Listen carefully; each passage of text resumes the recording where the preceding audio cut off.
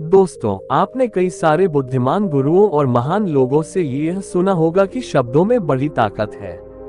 वह कहते हैं, शब्दों में इतनी ताकत है कि वह हमारे जीवन का रूप बदल देने में सक्षम है। पर जब हम और आप ये सुनते हैं तो हमारे मन में एक सवाल उठता है कि क्या ये सच है? क्या सिर्फ बातों से हम अपने और दूसरों के जीवन में परिवर्तन ला सकते हैं? जबकि हकीकत में तो कहा जाता है कि सिर्फ बातों से कुछ भी नहीं होता। भगवान भी उसी की मदद करते हैं जो लोग कुछ कर दिखाने में यकीन रखते हैं। तो सिर्फ शब्दों से बदलाव कैसे आएगा? तो अब इस हालत में हम किसकी सुने? हम क्या करें? क्या हम बातों और शब्दों पर ध्यान देना छोड़ दें और सिर्फ कर्मों पर ध्यान दें, या कहीं ना कहीं बातें और शब्दों का भी कुछ महत्व है? अगर आप भी अपने जीवन में कभी ना कभी इस विधा में फंसे हैं तो आज की यह वीडियो आपके लिए बनी है। आज हम जानेंगे कि शब्दों का हमारे जीवन में कितना बड़ा किरदार है और क्या वो सच में हमारे जीवन का रंग रूप बदल सकते हैं या नहीं। तो चलिए शब्दों की दुनिया में साहसी यात्रा पर निकले और जाने कैसे शब्दों का जादू हमें अपनी ओर खींचता है और हमें बांधता है, और कैसे केवल शब्दों से हमारा पूरा जीवन एक नया रूप ले सकता है, क्योंकि हमारी बातें एक इंसान को बना भी सकती है और बिगाड़ भी सकती है। दोस्तों, लेकिन कहानी शुरू करने से पहले मेरी एक छोटी सी रिक्वेस्ट है आपसे, कृपया इस वीडियो को लाइक कर दे। आपका ये लाइक हमें प्रोत्साहन देता है। तो चलिए आज हम यही बातें एक कहानी के माध्यम से समझते हैं। दोस्तों, एक नगर में एक महान बौद्ध भिक्षु रहा करते थे। वह बहुत ज्ञानी थे और बहुत ही शांत स्वभाव के थे, और उनकी यह बात ही उनकी विशेषता भी थी। एक बार की बात है, बौद्ध भिक्षु नगरवासियों को उपदेश दे रहे थे। बौद्ध भिक्षु कह रहे थे कि शब्दों में जीवन बदलने की शक्ति होती है। अपने शब्दों से जीवन बदलो। हम जो भी शब्द अपने लिए या दूसरों के लिए कहते हैं या जो भी बातें करते हैं उस पर हमें ध्यान देना चाहिए। इतना कहकर बौद्ध भिक्षु ने अपना उपदेश समाप्त किया और वहां से चले गए। एक दिन वह बौद्ध भिक्षु एक मार्ग से होकर गुजर रहे थे। उसी मार्ग से एक युवक होकर गुजर रहा था।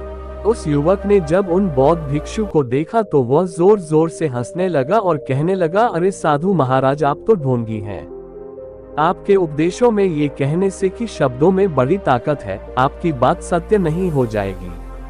ये सब सिर्फ बातें हैं। भला ऐसे कैसे हो सकता है कि शब्दों से हमारा जीवन बदल सकता है?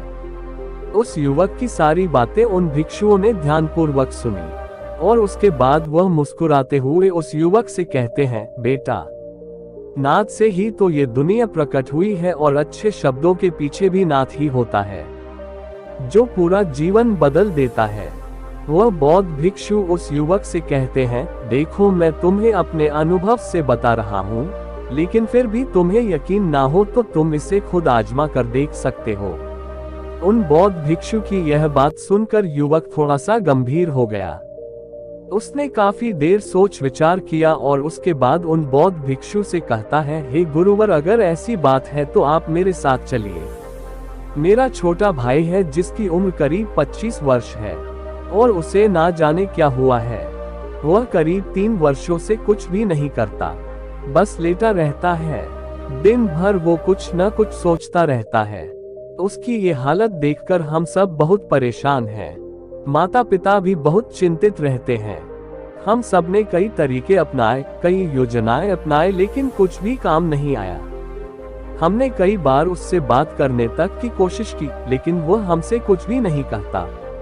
परिवार का हर एक सदस्य पूरी तरह से थक चुका है, हार चुका है। आखिर वह क्या करना चाहता है? किसी को कुछ नहीं पता तो हमारे शब्दों से उसका जीवन क्यों नहीं बदला? और जैसा कि आप कह रहे हैं कि शब्द सचमुच जीवन बदल सकते हैं, तो क्या आप मेरी मदद करेंगे? इस पर बौद्ध भिक्षु मुस्कुराते हुए उस युवक के साथ चल पड़ते हैं। वह युवक उन बौद्ध भिक्षु को एक खेत में ले जाता है और अपने भाई की तरफ इशारा करके कहता है, हे गुरुवर, यही मेरा भाई है जो पूरे गांव में आलस और मक्कारी के लिए मशहूर है। आप कहते हैं कि शब्दों में वह शक्ति है जो हमारा जीवन बदल सकती है, तो क्या आपके शब्द इसका जीवन बदल सकते हैं? अगर यह सत्य है तो आप इसका जीवन बदल कर दिखाए। उन बौद्ध भिक्षुओं ने उस युवक के भाई को ध्यानपूर्वक देखा। वह एक पेड़ की छांव में आराम से सो रहा था। जब बौद्ध भिक्षु उस युवक के भाई के पास पहुंचे और आराम से उसके सर पर हाथ फिराते हुए कहते हैं, उठो बेटा, बहुत देर हो चुकी है। ये सोने का समय नहीं, ये तो जागने का समय। उन बौद्ध भिक्षुओं की आवाज सुनकर वह लड़का थोड़ा सा अचरज में पड़ गया। आखिर कौन है जो मुझे इतने प्यार से जगा रहा है, वरना सभी गांव वाले तो मुझे आलसी और मक्कार ही कहते। आखिर कौन है जो मुझे इतना अपनापन दिखा रहा है। उसने आंखें खोली और आंखें मलते हुए उसने पूछा, हे गुरुवर, आप कौन हैं और यहाँ क्यों आए हैं? इस पर भिक्षु उस युवक से कहते हैं, बेटा, ये प्रश्न तो मैं तुमसे करना चाहता हूँ, तुम कौन? यही तो तुम्हें जानने की आवश्यकता है। उन बौद्ध भिक्षुओं की बात सुनकर वह लड़का जोर से हंस पड़ता है और कहता है, हे गुरुवर, यदि आपको मेरे बारे में जानना है तो जाए और गांव के किसी भी सदस्य से पूछ लीजिए। आपको पता चल जाएगा कि मैं कौन। आपसे हर कोई यही कहेगा कि वह तो आलसी है, मक्कार है, तरह तरह के ताने सुन आएंगे, तरह तरह की बातें कहेंगे। इससे आपको यह जरूर यकीन हो जाएगा और आपको ये पता भी चल जाएगा कि मैं कौन हूँ। तभी बौद्ध भिक्षु मुस्कुराते हुए उस लड़के से कहते हैं, सबसे पहले मेरी यह बात सुन लो, मेहनती इंसान के खुद के शब्द उसे अंदर तक चोट पहुंचाते हैं। इसलिए कभी भी अपने आप को कोस, अपने शब्दों को सुधारो। और मेरी ये दूसरी बात भी सुन लो, मैंने उन गांव वालों से नहीं पूछा कि तुम कौन हो, मैं तुमसे पूछ रहा हूँ कि तुम कौन हो, लेकिन तुमने तो अपनी आदतें मुझे बताए। आलस तुम्हारी पहचान नहीं, तुम्हारी आदत हो सकती है और इंसान नहीं। उनकी आदतें खराब होती है, इसलिए बेटा तुम आलसी और मक्कार नहीं हो, ये तो तुम्हारी आदत है। बस इतनी सी बात है जो गांव वाले नहीं समझ सकते। ये सारी बातें सुनकर वो लड़का थोड़ा सा आश्चर्यचकित रह गया, क्योंकि गांव वाले हमेशा उसे आलसी और तरह तरह के ताने ही सुनाया करते थे। उन बौद्ध भिक्षुओं की यह बात सुनकर उस लड़के की आंखों में आंसू आ गए। वह तुरंत ही दोनों हाथ जोड़कर उन बौद्ध भिक्षु के चरणों में गिर पड़ा और उनसे कहने लगा, आप सत्य कहते हैं, यह मेरी आदत ही है और मैं इस आदत से बहुत परेशान। मैंने बहुत कोशिशें भी की, लाख उपाय की, लेकिन मैं अपनी इस आदत से छुटकारा ना पा सका। इन आदतों से बाहर आना बहुत कठिन। मैंने कई बार आलस छोड़ने का प्रयास तक किया, पूरी कोशिश भी की, लेकिन कोई लाभ नहीं हुआ। मैं जब भी कोई कार्य करने की कोशिश करता हूँ तो पता नहीं क्यों मेरा मन कहीं और भागने लगता है। मेरा दिमाग किसी और दिशा में काम करने लगता है और मैं उस काम पर ध्यान ही नहीं दे पाता। मैं क्या करूँ, कैसे करूँ, मुझे कुछ भी समझ नहीं आता। जब भी मैं किताबें पढ़ने की कोशिश करता हूँ तो मुझे नींद आने लगती है। मन में एक अजीब सा दर्द महसूस होता है। ऐसा लगता है कि मेरा जीवन यूं ही व्यर्थ जा रहा है और जब मैं इस दर्द को बर्दाश्त नहीं कर पाता तो मैं सो जाता हूं, ताकि जब मैं उठूं तो मुझे दर्द महसूस हो। और अब तो मुझे ये भी यकीन हो चुका है कि मैं इन आदतों से नहीं निकल सकता। यह आदतें मुझे नहीं छोड़ने वाली। इस पर बौद्ध भिक्षु उस लड़के से कहते हैं, बेटा, यदि तुम इस आलस की आदत को छोड़ना चाहते हो तो मैं तुम्हें एक सही उपाय बता सकता हूँ, लेकिन उसके लिए तुम्हें कल सुबह मुझे मिलना होगा, तभी वह तरीका मैं तुम्हें बताऊंगा। यदि तुम उस तरीके को सीखना चाहते हो तो कल सुबह मेरे पास चले आना। इतना कहकर बौद्ध भिक्षु वहां से चले गए। लेकिन उन बौद्ध भिक्षु की सारी बातें उस लड़के के कानों में गूंज रही थी। वह ये समझ नहीं पा रहा था कि आखिर वह बौद्ध भिक्षु उसे कौन सा मार्ग दिखाने वाले, वह ऐसा कौन सा उपाय बता देंगे जिससे उसके जीवन से आलस्य हमेशा हमेशा के लिए खत्म हो जाएगा। देखते ही देखते रात हो गई। रात भर वह अपने बिस्तर पर करवट लेता रहा और उन बौद्ध भिक्षु की बातों के बारे में सोचता रहा। इसी प्रकार देखते ही देखते सुबह हो गई और वह लड़का उन बौद्ध भिक्षुओं के पास जा पहुंचा। वह लड़का उन बौद्ध भिक्षु को प्रणाम करता है और कहता है, गुरुवर, जैसा कि आपने कहा था, लीजिए मैं आ गया। अब मुझे वह मार्ग बता दीजिए जिससे मैं अपने जीवन से इस आलस्य को निकाल सकता हूँ।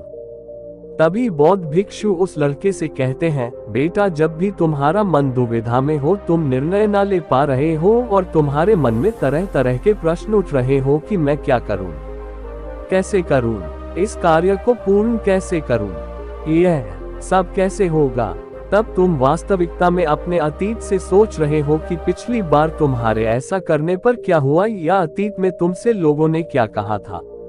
तो आज से कभी भी अपने अतीत से नहीं बल्कि भविष्य से सोचो। इस पर लड़का कहता है, भविष्य से वह भला कैसे। तभी बौद्ध भिक्षु उस लड़के से कहते हैं, मान लो कि तुम्हें आज किसी भी चीज की कमी नहीं है, तुम्हारे पास वो हर चीज है जो तुम चाहते हो, वो सारी सुख सुविधाएं, तो अब बताओ तुम अपना जीवन कैसे व्यतीत करना चाहोगी। उन बौद्ध भिक्षु की यह बात सुनकर वह लड़का कुछ देर के लिए सोच में पड़ गया, क्योंकि आज तक उसने सभी गांव वालों के केवल ताने ही सुने थे।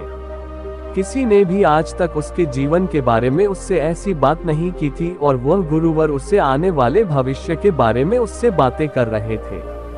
उन बौद्ध भिक्षु की यह बात सुनकर वह लड़का खुद से प्रश्न करने लग गया कि अगर मेरे पास सब कुछ होगा, धन की कोई कमी नहीं होगी और सारी सुख सुविधाएं होंगी, तो मैं अपना जीवन कैसे व्यतीत करूंगा।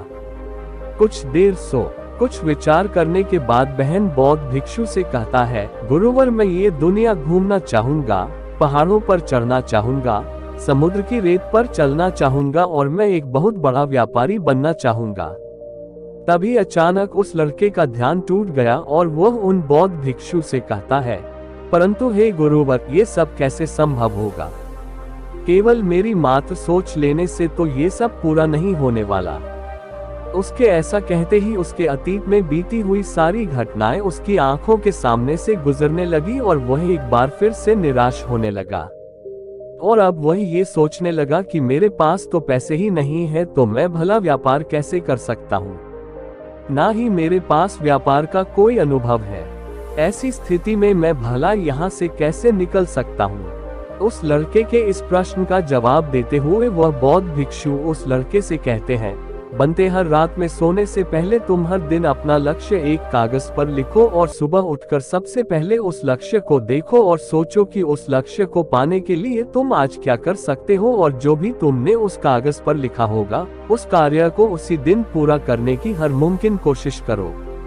इस पर वह लड़का कहता है, ठीक है आप सच कह रहे हैं, लेकिन जब मैं बहुत सोचने लगता हूँ तो मेरा मन बेचैन होने लगता है और मन में तरह तरह के विचार उठने लगते हैं और इन विचारों को शांत करने के लिए मैं सो जाता हूँ ताकि वो विचार मुझे परेशान न कर पाए।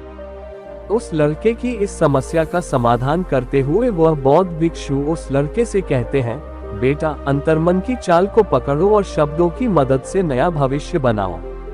तभी लड़का कहता है, हे गुरुवर आप क्या कहना चाहते हैं, मैं आपकी बात समझ नहीं पा रहा हूँ। इस पर बौद्ध भिक्षु मुस्कुराते हुए कहते हैं, बेटा कैसे होगा। ये जो सवाल है ये सवाल नहीं बल्कि एक डर है जो तुम्हारे अंतर्मन में बैठा हुआ है, जो तुम्हें अगला कदम लेने से रोक रहा है, तुम्हें कदम आगे बढ़ने से रोक रहा है।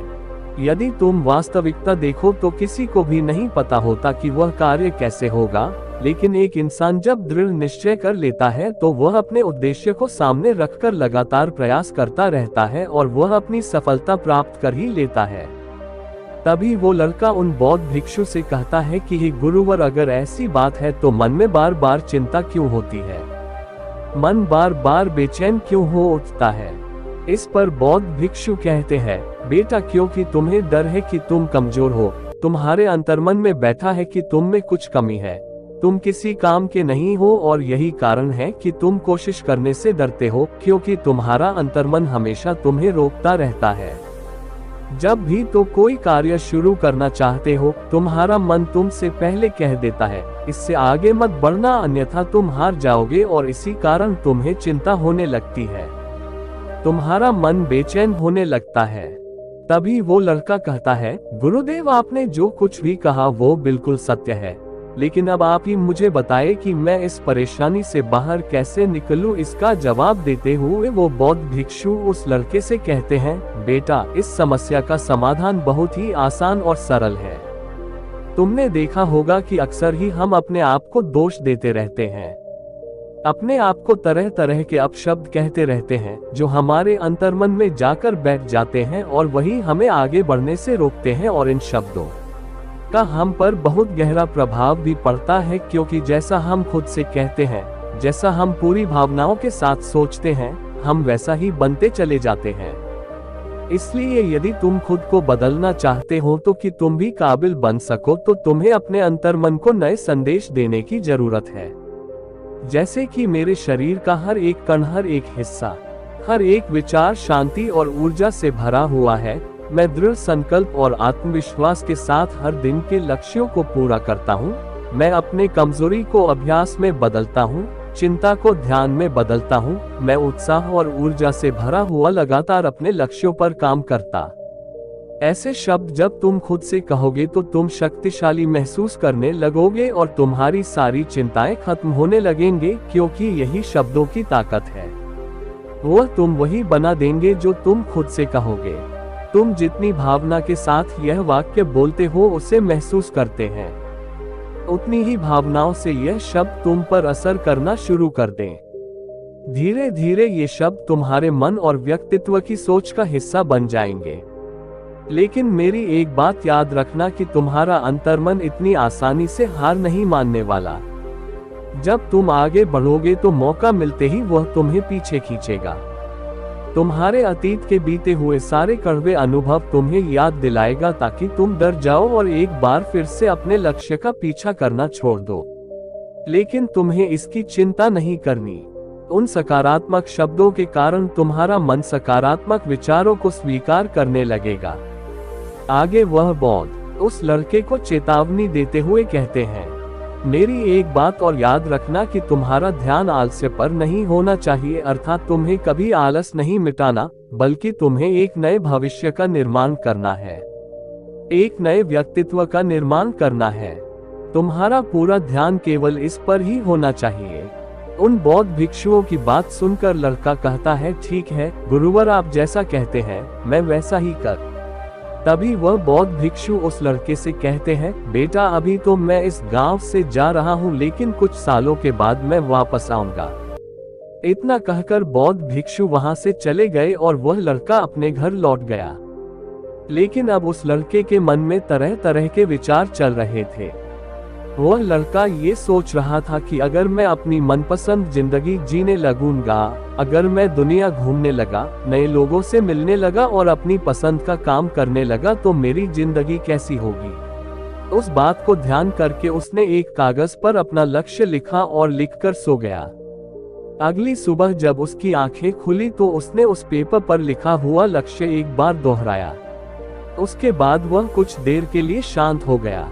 तभी उसे उन बौद्ध भिक्षु की बात याद आई कि तुम अपने लक्ष्य के लिए आज क्या कर सकते हो।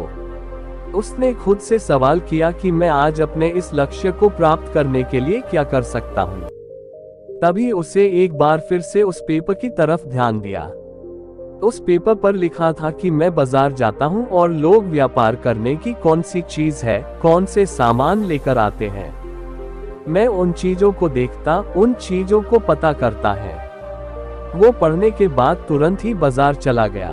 वो अलग अलग दुकानों पर बैठा, उसने देखा, लेकिन उसे कुछ समझ नहीं आ रहा था, क्योंकि लोग अलग अलग व्यापार कर रहे थे, अलग अलग तरह की चीजें और सामान ले रहे थे और किसी ने उसकी कोई मदद नहीं। वह बहुत उदास हो गया और निराश होकर वापस घर लौट आए। तभी उस लड़के को उन बौद्ध भिक्षु की एक और बात याद आई। शब्दों में बहुत ताकत है और शब्द हमारा जीवन बदल सकते हैं। उसे वह सकारात्मक विचार याद आए। वह उन्हें सुबह शाम दोहराने लगा और अब से वह हर दिन ऐसा ही करता। देखते ही देखते 1 महीना बीत चुका था, लेकिन अब तक उसके जीवन में कोई बदलाव नहीं आया था।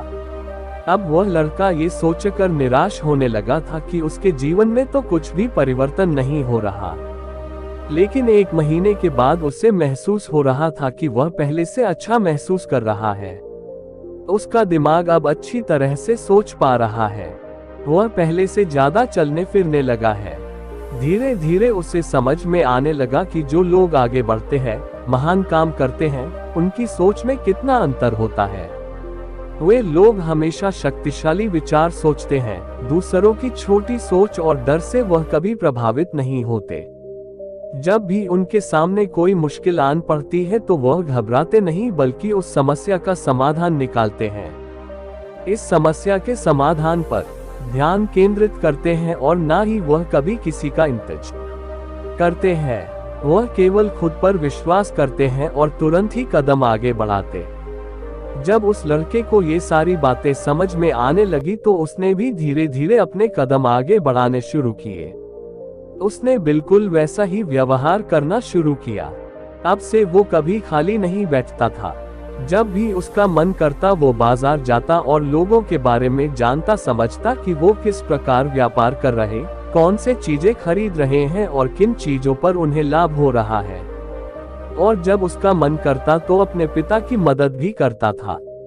वह अपने पिता के साथ मंडी में जाता, वहां पर जाकर मोल भाव करता है, हमेशा कुछ न कुछ सीखने में ही जुटा रहता है। तभी एक दिन गांव में एक मसाले का व्यापारी आया। उसे कुछ पढ़े लिखे नौजवानों की जरूरत थी जो माल की गिनती कर सके और हिसाब रखने का काम कर सके। वह लड़का अपने लक्ष्य को जानता था कि उसे क्या पाना है। उसे समझ में आ गया था कि इस काम से उसे बहुत कुछ सीखने को मिलेगा। बेहिचक उस सेठ के पास पहुंच गया। वह जानता था कि उसे उस काम के बहुत कम पैसे मिलेंगे, लेकिन फिर भी वह उस काम को करने के लिए तैयार था। अब उस लड़के की सोच पूरी तरह से बदल चुकी थी। अब वह बाकी लोगों की तरह नहीं सोचता था, बहुत ईमानदार और समझदारी से काम करता था। देखते ही देखते करीब 3 महीने बीत गए और अब व्यापारी यह समझ चुका था कि नौजवान बहुत ही समझदार है और वह उसे व्यापार में बहुत मदद करता है। इसलिए उस मसाले के व्यापारी ने उस लड़के को अपना सहायक बना लिया। उस व्यापारी ने देखा कि इस लड़के की दिनचर्या सबसे अलग है। ये हर दिन पढ़ता है, लिखता है, सुबह उठकर ध्यान करता है, नई चीजें सीखता है। परेशानी आई तो भी विचलित नहीं होता। ये सबसे सम्मान से बात करता है, सबका आदर करता है। देखते ही देखते 1 साल बीत चुके थे और अब तो व्यापारी उस नौजवान से बहुत खुश था। उसने धीरे धीरे उस नौजवान को व्यापार के सारे गुण सिखा दिए और देखते ही देखते वह लड़का अब एक छोटा सा व्यापारी बन चुका था। और जब उस लड़के के अंदर व्यापार की समझ आ गई तो उसने जड़ी बूटियों का व्यापार शुरू कर दिया और देखते ही देखते केवल कुछ ही वर्षों में उस नगर का सबसे बड़ा व्यापारी बन गया। लोग उसे सबसे बड़े व्यापारी के नाम से जानने लगे। उसकी नाम दूर दूर तक फैलने। करीब 5 वर्षों बाद जब वह वापस अपने घर लौटा तो लोग बहुत हैरान थे। उसे देखकर लोग बहुत अचंभित थे। उसके सारे जानने वालों ने उस लड़के से पूछा, तुम इतना कैसे बदल गए? तब उसने कहा, उन गुरु ने सच ही कहा था, शब्दों से हम जीवन बदल सकते हैं। वैसे आपने आज के इस वीडियो से क्या सीखा हो, मुझे आप कमेंट में जरूर बताएगा। इसी के साथ मैं उम्मीद है कि आपको आज की यह वीडियो जरूर पसंद आई हो। तो इस वीडियो को लाइक और अपने दोस्तों के साथ शेयर भी जरूर कीजिएगा और हमें ऐसे ही सपोर्ट करने के लिए चैनल को सब्सक्राइब जरूर दबा दीजिएगा। तो चलिए फिर मिलते हैं अगली वीडियो में, तब तक के लिए अपना ख्याल रखें। धन्यवाद और नमो बुद्धाय।